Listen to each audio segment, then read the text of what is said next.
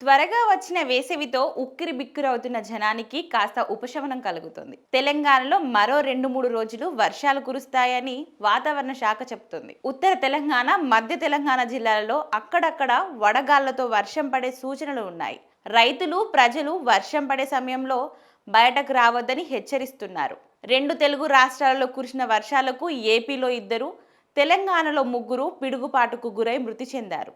మరోపక్క గురువారం నాడు హైదరాబాద్ లో వర్షం దంచికొట్టింది. నగరంలోని పలు ప్రాంతాలలో కుండపోత వర్షం పడింది. రోడ్లపై నీరు నిలిచిపోయి ట్రాఫిక్ కు తీవ్ర అంతరాయం ఏర్పడింది. చాలా ప్రాంతాలలో రోడ్లు నీట మునిగాయి. ఉరుములు, మెరుపులతో వాన దంచికొట్టింది. దీనితో నగరంలోని రోడ్లన్నీ నదుల్లా మారాయి. ఎక్కడికక్కడ వాహనాలు నిలిచిపోయాయి. చాలా ప్రాంతాలలో ట్రాఫిక్ జామ్ అయింది. పాత బస్తీలో గంట పాటు భారీ వర్షం. ఖైరతాబాద్ మెర్క్యూరీ హాస్పిటల్ వద్ద ఓ కారుపై చెట్టు కూలిపోయింది. ఈ ప్రమాదం నుంచి 2 మహిళలు సురక్షితంగా బయటపడ్డారు. మరో 3 రోజులు వర్షాలు కురుస్తాయని హెచ్చరికలున్నాయి. దీంతో ప్రజలు అప్రమత్తంగా ఉండాలని అధికారులు హెచ్చరిస్తున్నారు.